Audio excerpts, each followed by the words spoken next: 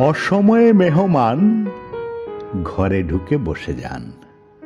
বোঝালাম ঝামেলার যতগুলো দিক আছে। তিনি হেসে বললেন, ঠিক আছে, ঠিক আছে।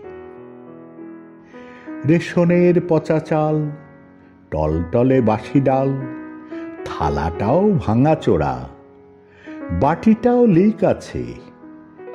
খেতে বসে জানালেন, ঠিক আছে, ঠিক আছে।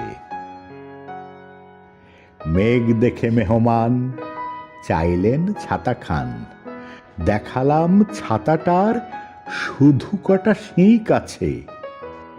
তবু তিনি বললেন, ঠিক আছে, ঠিক আছে।